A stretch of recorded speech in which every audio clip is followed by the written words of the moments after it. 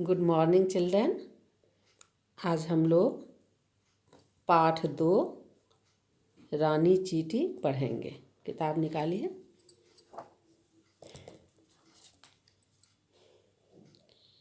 एक था जंगल, उसमें एक घमंडी शेर रहता था।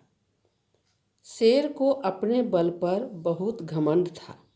वह सभी को अपने से छोटा समझता था। एक दिन उसने घोषणा करवाई कि सभी लोग उसे आकर प्रणाम करें। अगले दिन एक एक करके सभी जानवर शेर महाराज को प्रणाम करने आए। शेर ने इधर उधर देखा और बोला, अरे चींटियाँ नहीं आई अभी तक।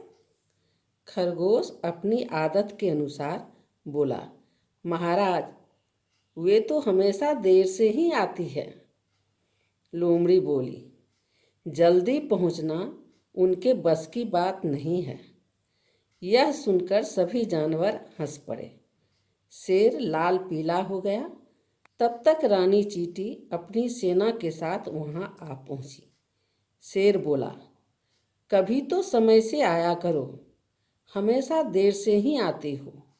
रानी चींटी बोली, महाराज रास्ते में बारिश का पानी भरा हुआ था, इसलिए हमें आने में थोड़ी सी देर हो गई।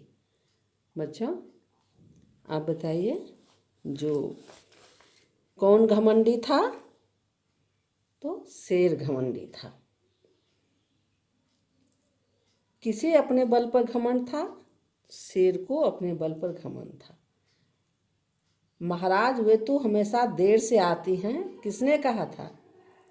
खरगोश ने कहा था। जल्दी पहुंचना उसके बस की बात नहीं है, किसने कहा? किससे? लोमड़ी ने शेर से कहा। किसको आने में देर हो गई थी? रानी चींटी को आने में देर हो गई थी। बच्चों चींटियाँ कैसे चलती हैं?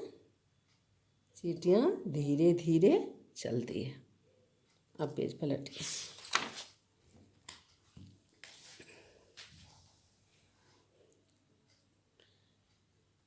अब शेर का गुस्सा बढ़ गया।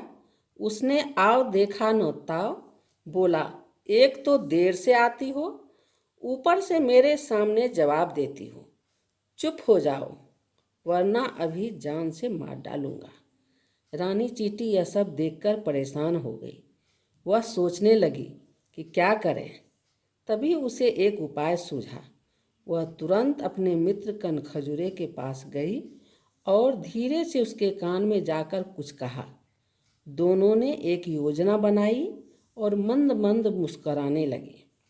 उधर शेर भोजन करके विश्राम करने लगा। कुछ ही देर में उसे नींद आ गई। कनखजूरा चुपके से शेर के कान में घुस गया। उसने शेर के कान में जोर से काटा। अब तो शेर परेशान हो गया और दर्द से तड़प उठा। वह इधर उधर उछलने लगा, पर किसी भी तरह दर्द कम नहीं हुआ। इतने में जंगल के सभी जानवर भी वहां आ गए। शेर के कान का दर्द बढ़ता ही जा रहा था। सभी जानवर चुपचाप खड़े थे, पर वे शेर की कोई मदद नहीं कर पा रहे थे। अच्छा, इसमें कुछ प्रश्न पूछते हैं। रानी चींटी का मित्र कौन था? तो रानी चींटी का मित्र कनखजूरे था। शेर को सबक सिखाने के लिए किसने योजना बनाई? रानी चींटी और कनखजूरे ने योजना बनाई। शेर के कान में कौन घुस गया था? शेर के कान में कनखजूरे घुस गया था। अब हम लोग आगे पढ़ते हैं। हाथी बोला, महाराज मुझे लगता है कि आपके कान में कोई कीड़ा घुस गया है, जिसके कारण आपको कष्ट हो रहा है। आप रानी चींटी को बुलवाइए, वही आपकी मदद कर सकती है। शेर ने रानी चींटी को संदेश भेजा। थोड़ी देर में ही रानी चींटी अपनी सेना के साथ शेर की गुफा में पहुंच गई। शेर ने कहा, मेरे कान में बहुत तेज दर्द है, कृपया मेरी मदद करो। रानी चींटी धीरे से मुस्कुराई और शेर के कान पर चढ़ गई। वहां पहुंचकर उसने कनखजूरे को आवाज़ लगाई, धन्यवाद मित्र, अब तुम बाहर आ सकते हो। रानी चींटी की आवाज़ सुनकर कनखजूरा झटपट बाहर आ गया। उसके बाहर आते ही शेर को दर्द से छुटकारा मिल गया। शेर बोला, चींटी बहन, मुझे क्षमा कर दो। मेरी समझ में आ गया है कि कभी किसी को छोटा नहीं समझना चाहिए। यह देखकर रानी चींटी मुस्कुराती हुई वहाँ से चली गई। इस प्रकार एक नन्हे से कनखजूरे और चींटी ने शेर का घमंड चूर चूर कर दिया। अब इसमें बताइए, रानी चींटी कनखजूरे के पास क्यों गई थी? क्योंकि वह शेर को सबक सिखाना चाहती थी। शेर ने रानी चींटी को संदेश क्यों भेजा? शेर ने रानी चींटी को संदेश इसलिए भेजा क्योंकि उसके कान में बहुत दर्द था। अब हमें इस कहानी से क्या शिक्षा मिलती है?